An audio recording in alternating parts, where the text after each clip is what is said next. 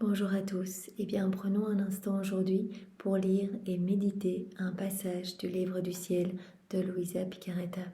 Au nom du Père qui m'a créé, du Fils qui m'a sauvé et du Saint-Esprit qui me sanctifie. Amen. Jésus, je m'immerge en toi, dans ta divine volonté. Je m'unis à toi, je m'identifie à toi, je me consume en toi. Je fusionne ma volonté dans la tienne. Et Jésus, je prends ta main pour que tu m'amènes là où tu veux que je sois. Je voudrais vraiment que tu me donnes ce cadeau de la vie dans la divine volonté, que tu puisses régner en moi, en souverain, que ta divine volonté puisse être opérante et agissante à travers toute mon humanité que je désire t'offrir en gage de mon amour pour toi, au nom de tous. Oui Seigneur, je te donne mes mains. Utilise mes mains, viens placer tes mains divines dans les miennes pour que toutes mes actions soient sanctifiées par ta présence. Je te donne mes yeux, j'unis mes yeux aux tiens Seigneur et je répare pour tous les regards mauvais, tous ces regards qui se sont posés sur les choses du monde.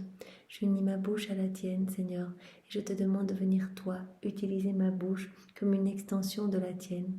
Viens sanctifier toutes mes paroles et je veux t'offrir réparation pour toutes les fois où ma bouche est ouverte pour prononcer des choses futiles, des choses vaines, des choses qui ne te glorifient pas. Je te fais réparation également pour tous les hommes de tous les temps. J'unis mon cœur au tien, Seigneur. Je voudrais que ce soit tes battements de cœur qui battent à travers les miens, que vraiment nos battements battent à l'unisson, que ton amour déborde vraiment de mon humanité, que ta lumière déborde de mon humanité, que tu puisses toucher tous tes enfants à travers moi, Seigneur. Et je veux te faire réparation pour toutes ces fois où nous avons étouffé les bonnes inspirations que tu nous donnais, toutes ces fois où nous avons étouffé ta divine volonté en nous, puisqu'elle est en chacun de nous, toutes ces fois où nous avons préféré agir dans nos volontés propres. Pardon Seigneur, vraiment pardon, nous sommes misères et nous avons besoin de ta force pour te suivre, nous avons besoin de toi pour te plaire Seigneur. Je unis mes pieds au tien, Seigneur. Sois présent dans chacun de mes pas, que je ne puisse marcher que vers toi. Et je veux offrir nos pas unis au Père, pour faire réparation pour toutes les fois où j'ai marché à des fins mauvaises, où les hommes se sont égarés. Je veux vraiment te demander pardon au nom de tous et te recouvrir de mon amour uni au tien, de mon amour uni à celui de ta maman, celui du Saint-Esprit, celui de ton Père. Je veux le faire vraiment de tout mon cœur, comme si cette offrande t'était offerte par toutes les générations de tous les hommes passés, présents et futurs. Merci Seigneur, merci pour ton amour, merci pour ta miséricorde, merci pour tous ces enseignements, merci pour ta maman qui est toujours près de nous et qui nous guide, qui nous ramène à toi continuellement. Merci de nous aimer si fort Seigneur, merci pour ces grâces et ces bénédictions. Merci de venir maintenant toucher nos âmes, de venir toucher nos intelligences pour que nous puissions accueillir ce nouvel enseignement que tu nous donnes pour nous faire grandir en sainteté, que tu nous donnes pour que nous nous rapprochions de toi, que nous t'aimions chaque jour davantage. Merci Jésus, prononce ton ephata sur nous et que chaque mot béni puisse s'infuser et que nous puissions le mettre en pratique en t'appelant dans toutes nos actions, que nos vies portent de beaux fruits pour ta gloire, Jésus. Parle maintenant à travers ma bouche, envoie-moi ton Esprit Saint, que je reste toujours unie à toi dans ta vérité et que ce moment fait par toi, en moi, en chacun de nous, puisse porter de beaux fruits, puisse vraiment avoir des retombées incroyables dans tous les cœurs, qu'il y ait énormément d'âmes qui reviennent en courant se jeter dans tes bras, te demander pardon, qu'elles se repentent et qu'elles voient ton amour brûlant, Seigneur, qu'elles puissent y répondre et te donner cette juste réciprocité à ton amour. Alors le passage que nous allons méditer est celui du 12 septembre 1926. Nous sommes toujours dans le volume 19, à la fin du volume 19, et c'est Luisa qui parle. Alors qu'il me semble que mon toujours aimable Jésus revient et que je crois ne plus jamais le perdre, il s'échappe soudain comme l'éclair et je reste sans lui. Pardon, ça c'est le passage que nous avons médité hier soir. Donc c'est celui du 13 septembre que nous allons méditer maintenant. Donc toujours Luisa qui parle, toujours le volume 19. 13 septembre 1926. Après avoir fait ma ronde habituelle dans le vouloir suprême, je priais le bon Jésus au nom de sa création et de sa rédemption, au nom de tous, du premier au dernier homme, au nom de la Reine souveraine et de tout ce qu'elle a fait et souffert pour que le fiat suprême puisse être connu, que son royaume soit établi avec un triomphe et un empire complet. Donc c'est vraiment important de voir comment Louisa prie, de regarder, d'observer comment elle prie pour faire de même, puisque c'est cela qui fait plaisir à Jésus.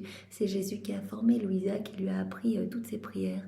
Alors vraiment, nous pouvons faire de même. Donc serrons dans l'œuvre de la création, dans l'œuvre de la rédemption et de la sanctification, placer nos je t'aime, nos je t'adore, je te loue, je te bénis, je te remercie.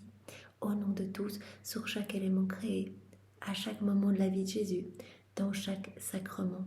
Et nous voyons ici que Louisa, en plus de placer ses actes d'amour et d'adoration et de bénédiction, elle rajoute « et que ta volonté soit faite sur chaque insecte, sur chaque rayon de soleil, dans chaque molécule d'air, dans chaque goutte d'eau. » Elle rajoute à chaque fois « que ta volonté soit faite, que vienne le royaume de ta divine volonté, que ton royaume soit établi avec un triomphe et un empire complet. » En faisant cela, je me disais, si Jésus lui-même veut et aime tant que son royaume soit établi parmi les créatures, pourquoi veut-il que l'on prie avec tant d'insistance pour ce royaume? Louisa, elle se demande pourquoi il faut tant insister, pourquoi il faut chaque fois rajouter des demandes pour que vienne son royaume, que son royaume s'établisse sur la terre. Elle dit, si Jésus aime tellement son royaume, pourquoi est-ce qu'il ne le donne pas comme ça aux créatures? S'il le veut, il peut donner son royaume sans tous ces actes continuels, tout ce que l'on fait pendant la journée en nous unissant à Jésus, en demandant, en réparant, en priant au nom de tous. Elle dit, mais Jésus, est-ce qu'il a besoin de cela ou il peut donner directement? Mon doux Jésus se manifesta en moi et me dit, ma fille, mon être suprême possède l'équilibre parfait, également en donnant mes grâces et mes dons aux créatures. D'autant plus lorsqu'il s'agit de ce royaume du fiat suprême, qui est le don le plus grand que j'avais déjà fait au commencement de la création et que l'homme a rejeté avec tant d'ingratitude. Bien sûr, Jésus dit, bien sûr, on peut le donner comme ça. Mais au regard de ce qui s'est passé précédemment, Adam, il a reçu comme ça ce cadeau et il a fini par le rejeter. Il a fini par ne plus voir la beauté de ce cadeau, ne plus le désirer et il a quitté la divine volonté pour vivre dans sa volonté propre et de là ont découlé tous les maux, les vices, les inéquités. Considères-tu comme une peccadille d'avoir placé une divine volonté à la disposition de l'homme, une divine volonté avec tous les biens qu'elle contient? C'était le cadeau suprême, le cadeau des cadeaux, pourquoi Adam l'a rejeté? Et cela non seulement pour une heure ou une journée, mais pour sa vie entière. Donc c'est vraiment le cadeau que Jésus veut nous donner à chacun, pas pour une heure, pas pour une journée, pas pour une semaine. Il veut nous donner cela pour toute notre vie, que nous puissions être unis à sa divinité et que nous puissions devenir saints comme le Père Céleste est saint. Et le Créateur, plaçant son adorable volonté dans la créature, afin de pouvoir mettre en commun sa ressemblance, sa beauté, ses mers infinies de richesse, de joie, de bonheur sans fin. Trouves-tu que c'est rien du tout de donner cela à l'homme, de pouvoir être vraiment comme une image, comme un écho de la Trinité? C'est un cadeau tellement précieux que nous voulons vraiment voir que l'homme le désire. Nous n'allons pas le donner comme ça, sinon ce cadeau va être gaspillé, il va être nié, finalement l'homme ne s'en servira pas. Il faut que l'homme puisse recevoir toutes ses connaissances, se laisser façonner par ses connaissances et vraiment que chaque connaissance puisse faire rejaillir une vie divine. Que quelque chose puisse s'opérer pour que l'homme puisse désirer ardemment cette vie dans la divine volonté, la demander continuellement. Ce n'est qu'en possédant notre volonté que la créature pouvait acquérir les droits de communion, de ressemblance et de partage de tous les biens avec son Créateur. Donc c'est vraiment le cadeau ultime où on va vraiment être dans cette communion avec la Trinité, dans cette ressemblance, dans ce partage de tous les biens, puisque tout le royaume nous appartient. Dès que nous nous plongeons dans la divine volonté, directement Jésus nous ramène à cette place de fils et de fille. On n'a plus cette condition d'esclave à recevoir juste des petites miettes à droite à gauche. Non, il veut tout nous donner et il appelle tout le monde à revenir vraiment à cette place de propriétaire de tout le royaume, de dépositaire de tout ce qui lui appartient. Sans ma volonté, il ne peut y avoir entre nous de communion, Et si la créature prend quelque chose, ce ne sont que les floraisons et les miettes de nos biens infinis. Si elle ne vit pas dans la divine volonté, elle va pouvoir grappiller l'une ou l'autre miette. Mais Jésus, lui, il veut nous donner tout, son royaume, son trône, ses actes divins, ses attributs divins. Il nous dit, servez-vous, je veux que vous soyez heureux, je veux que vous soyez comme moi, je veux que vous soyez remplis de moi, remplis de divin. Aussi avec un don si grand, un bonheur si immense, un droit à la divine ressemblance, avec l'acquisition de noblesse de notre progéniture qui avait été rejetée, crois-tu que la divine souveraineté pourrait tout simplement donner ce grand cadeau, ce royaume aux créatures, sans être priée et sans même que personne ne pense à recevoir ce royaume du Fiat suprême? Crois-tu qu'on va donner un aussi gros cadeau, un aussi grand bien à la créature sans qu'elle le réalise, sans qu'elle qu'elle ne désire même pas, qu'elle ne pense même pas à recevoir ce royaume du Fiat suprême? Crois-tu qu'on va agir comme cela? Ce serait répéter l'histoire qui a eu lieu dans l'Éden terrestre. Et peut-être même pire, puisque l'homme, maintenant est vraiment dans un état de péché grave, englué dans sa volonté propre. Donc peut-être que, si Jésus le donnait comme ça, ce cadeau, eh bien l'homme le bafouerait, le foulerait aux pieds, et n'en voudrait pas, et s'enfoncerait davantage, en fait, dans les vices et les iniquités. De plus, notre justice s'y opposerait à juste titre. L'homme est tellement mauvais que la justice, qui est l'un des piliers divins, s'opposerait à donner ce cadeau comme ça, tel quel. Par conséquent, tout ce que je te fais faire, tous ces actes que Louisa elle fait, toutes ces réparations, ces prières en union avec Jésus, les rondes continuelles dans le suprême vouloir, tes demandes incessantes pour que ma volonté vienne régner, ta vie sacrifiée, tous ces sacrifices, ces souffrances qu'elle unit aux souffrances de Jésus, ta vie sacrifiée durant tant d'années, sans connaître ni le ciel ni la terre, et dans le seul but, dans le seul dessein de la venue de mon royaume. Louisa, elle est une âme offerte, elle s'est offerte, elle a donné son oui, son fiat, qu'elle a immergé dans la divine volonté pour ne plus jamais pouvoir le reprendre. Elle s'est offerte pour prendre sur elle les souffrances de la Trinité. Vraiment toutes ces explosions d'amour qui doivent rejaillir sur les hommes en châtiment, elle s'est offerte pour recevoir, pour partager ses peines avec Jésus, ses douleurs, et pour que la justice divine soit apaisée. Tout ce que tu as fait, Louisa, tout ce que tu m'as offert, tout ce que tu as uni à mes prières, à mes réparations, à mes souffrances, à mes regards, à mes actions, tout cela, tous ces actes sont autant de soutien que je place devant ma justice pour qu'elle puisse abandonner ses droits et que, se contrebalançant avec nos attributs, elle puisse trouver juste que le royaume du Fiat suprême soit redonné aux générations humaines. Donc tout ce que Louisa fait, c'est vraiment... Elle vient placer tout cela, tous ces cadeaux, toutes ces offrandes divines. On offre Dieu à Dieu dans la divine volonté. On offre les prières même de Jésus, ses offrandes, ses réparations, ses bénédictions. Elle vient tout offrir pour vraiment calmer la justice divine et permettre que la justice redonne aux générations humaines ce grand cadeau de la divine volonté. La même chose s'est produite, nous dit Jésus, dans la rédemption. Si notre justice n'avait pas trouvé les prières, les soupirs, les larmes, les pénitences des patriarches, des prophètes et tout le bien de l'Ancien Testament, et également une Vierge reine qui possédait entièrement notre volonté et qui, prenant la chose à cœur et avec d'incessantes prières, a pris sur elle la tâche de satisfaire pour toute l'humanité. Marie, donc, imbibée dans la divine volonté, qui possédait totalement la divine volonté. Elle n'a jamais fait usage de sa volonté propre. Elle n'a fait usage qu'une seule fois pour donner son oui, son oui pour que Jésus puisse s'incarner en son sein. Mais donc Marie a repris en elle toutes les prières des patriarches, des âmes bonnes de l'Ancien Testament, toutes les supplications.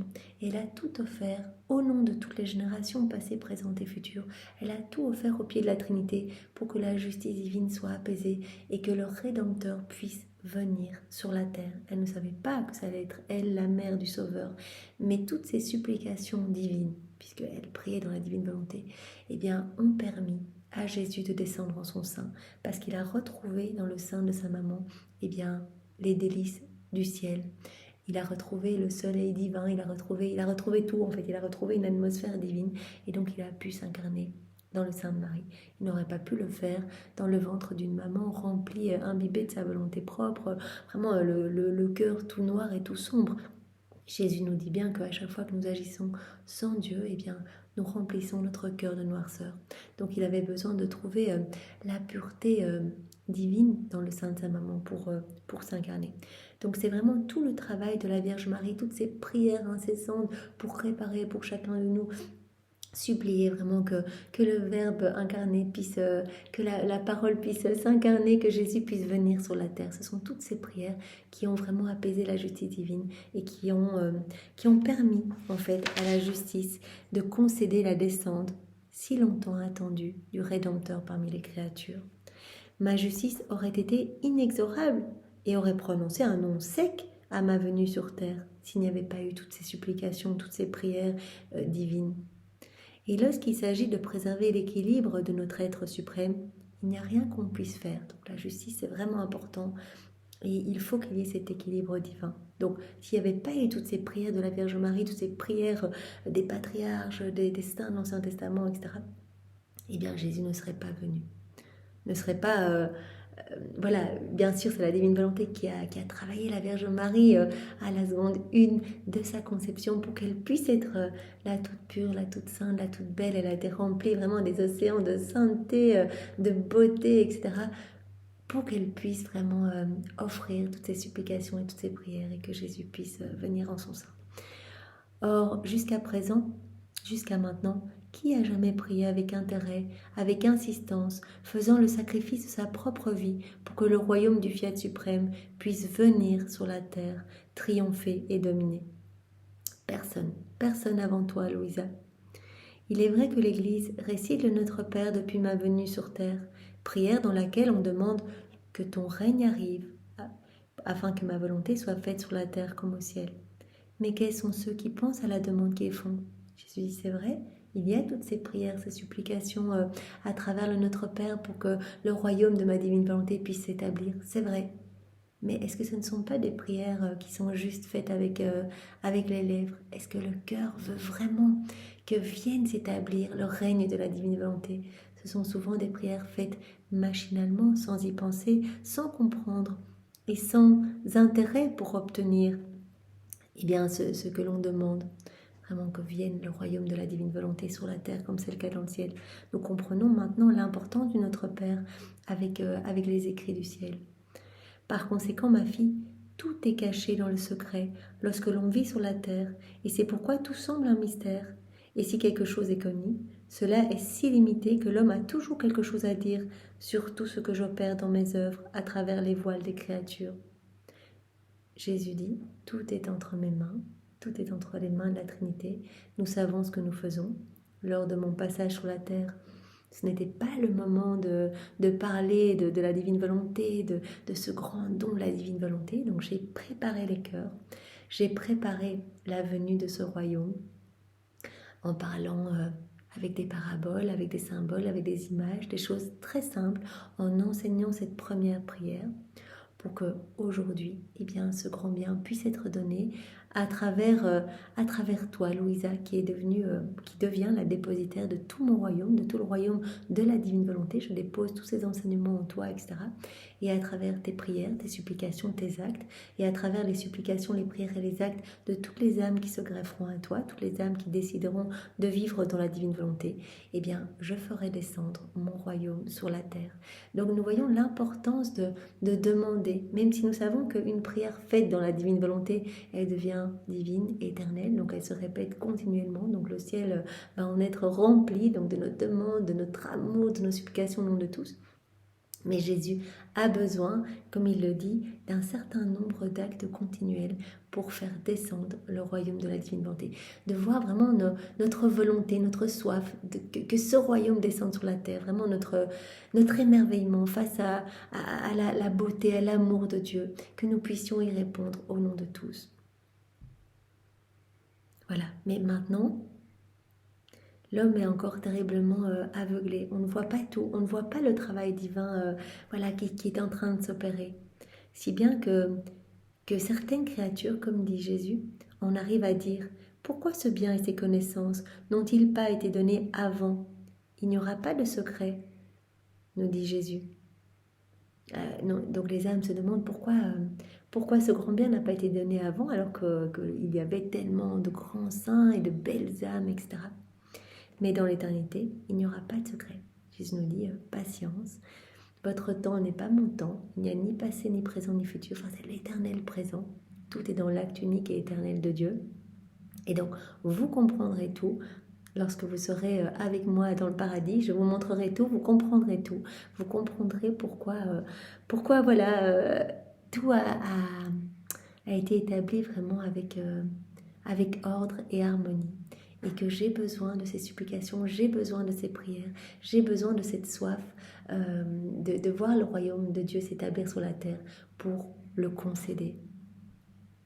Dans l'éternité, il n'y aura plus de secret. Je révélerai tout et montrerai toutes choses et toutes mes œuvres avec justice.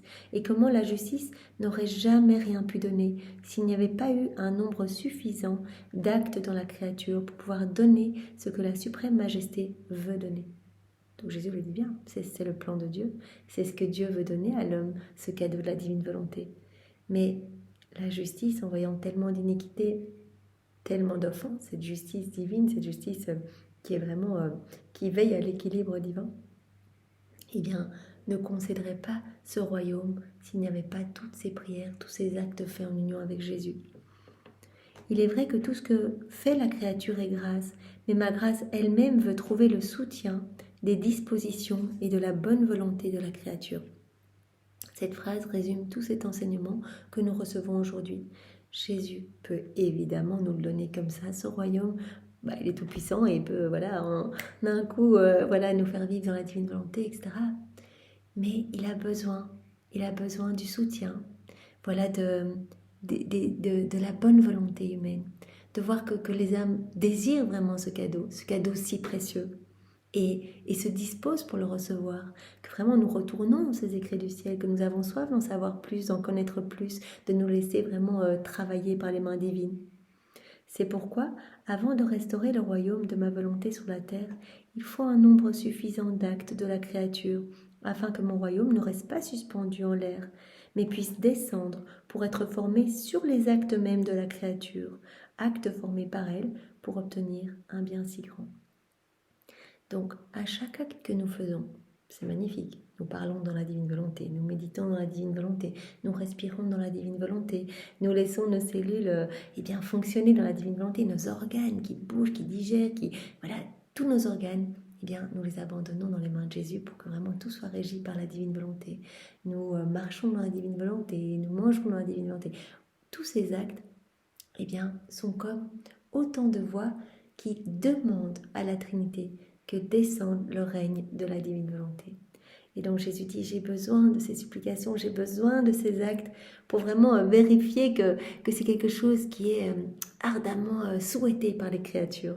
Même quelques créatures, au nom de tous, cela suffira pour rétablir l'harmonie entre le ciel et la terre. Et donc pour que mon royaume qui est suspendu maintenant, ne reste pas suspendu en l'air, mais puisse descendre pour être formé sur les actes mêmes de la créature.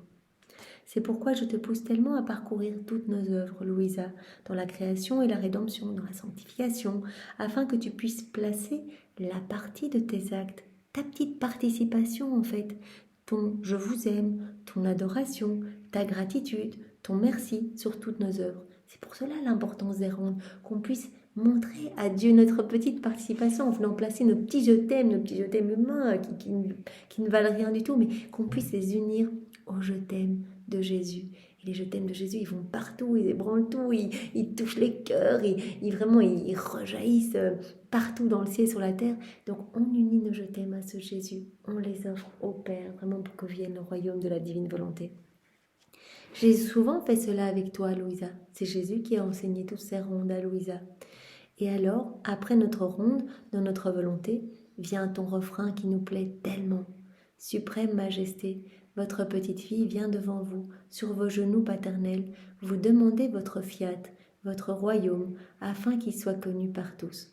Donc une fois que Louisa a fait ses rondes, elle prononce cette petite phrase qui fait tant plaisir à la Trinité. Elle vient sur les genoux, elle s'imagine sur les genoux du Père, elle prend la Trinité dans ses bras et elle dit « Que vienne le règne de la divine volonté sur la terre comme au ciel ». Donc c'est vraiment une prière que nous pouvons faire aussi.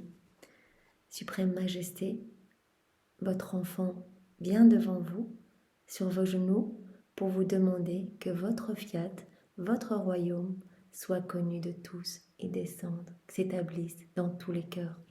Je vous demande le triomphe de votre volonté pour qu'elle puisse dominer et régner sur tous. Je ne suis pas la seule à vous le demander, mais j'ai avec moi vos œuvres et votre volonté même. Donc Louisa, elle vient vraiment comme si elle était la porte-parole, comme si sa bouche était vraiment l'écho, vraiment oui, le porte-parole de toute l'humanité, de toutes les œuvres de la création, etc. Donc elle vient au nom de tous dire que ta volonté soit faite, que ton règne vienne sur la terre. Par conséquent, au nom de tous, je demande, j'implore votre fiat. Oh, si tu savais quelle brèche peut ouvrir ton petit refrain dans notre être suprême. Donc cela fait immensément plaisir à Jésus. Donc c'est ronde, c'est magnifique, placez nos je t'aime partout, c'est notre petite participation pour montrer vraiment qu'on a envie d'être dans cette réciprocité d'amour. Mais rajoutons dans chaque élément créé que ton règne vienne, Jésus. Toutes les paroles de notre Père, dans chacun de nos battements de cœur, dans chacun de nos regards.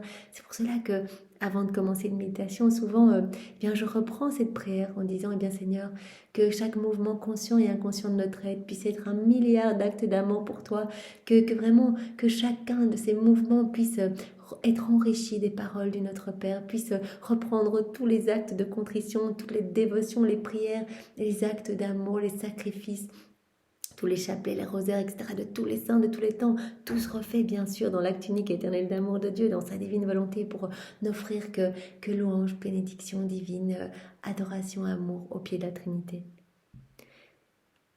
Nous nous sentons priés par toutes nos œuvres quand on fait quelque chose comme ça dans la divine volonté. Même juste un acte, je prends ce bic dans ta divine volonté, Seigneur, avec l'intention vraiment de te donner de la gloire, et bien directement, nous offrons cela au nom de tous. Donc c'est vraiment l'acte le plus parfait qui est fait. Cela vaut toutes les prières de la terre, cela vaut plus que tout, puisque c'est un acte qui devient divin. C'est Jésus qui le fait en moi maintenant, en vous. Voilà, si vous avez un bic dans les mains ou tout autre acte, bien c'est la même chose, qu'il soit grand ou petit, c'est la même chose, puisqu'il est fait par Jésus. Voilà, il a la même valeur aux yeux de la Trinité. Nous nous sentons priés par toutes nos œuvres, suppliés à chaque acte fait dans la divine volonté, suppliés par notre volonté elle-même. Le ciel et la terre prient à genoux pour nous demander le royaume de la volonté éternelle. Par conséquent, si tu veux ce royaume, continue tes actes afin qu'en atteignant le nombre établi, tu puisses obtenir ce que tu désires avec tant d'insistance. Jésus veut nous donner, c'est ce qu'il veut lui aussi pour chacun de nous. Il veut nous donner ce don de la divine volonté à chacun de nous, aussi pécheurs que l'on soit. Il veut nous donner ce cadeau. Mais il a besoin de voir notre insistance, il a besoin de voir qu'on ne va pas lâcher, qu'on est constant dans nos méditations, dans nos prières, dans nos actes continuels pendant la journée, dans nos actes préalables le matin, le soir, on refait notre journée, on offre notre nuit. Il a besoin de voir que vraiment c'est quelque chose qui nous tient à cœur et que vraiment c'est le but de notre vie, de vivre dans la divine volonté, et que tous nos frères et sœurs puissent également s'y plonger, parce que c'est vraiment la source de tous les biens, de tous les bienfaits. Jésus le disait à Louisa, je ne sais plus dans quel volume, mais voilà, la plus belle prière que tu puisses faire pour quelqu'un, c'est pas à dire oh Seigneur, touche son cœur, Seigneur, déjà dans la divine volonté, les prières doivent être universelles, donc vraiment, ce sont les prières de Jésus, donc Jésus ne prierait pas juste pour une personne, mais il prie pour tous ses enfants qui sont dans la même situation, et donc vraiment, la plus belle prière que nous pouvons faire, c'est Seigneur, que ta volonté soit faite pour cette personne, parce que dans la divine volonté, il y a tout, et donc vraiment, nous demandons vraiment que le plan de Dieu s'établisse pour la personne pour laquelle nous prions, et pour toutes les personnes qui se trouvent dans les mêmes situations, et tous les hommes passés, présents et futurs, et bien que la divine volonté de Jésus soit faite pour tous, et qu'il puisse régner en maître, en souverain, qu'il puisse être adoré, loué, béni, remercié, reconnu. Vraiment, voilà, nous entendons lui offrir tous les honneurs qu'il aurait dû recevoir, toute la gloire qu'il aurait dû recevoir si les hommes n'avaient pas quitté la divine volonté, si les hommes n'avaient pas connu le péché, si le péché n'avait pas existé. Merci Seigneur de faire de nous des outils de réparation pour ta gloire. Merci, merci au nom de tous. Au nom du Père et du Fils et du Saint-Esprit. Amen. Soyez tous bénis. Passez une belle journée, un bon dimanche dans la divine volonté de Jésus. Au revoir.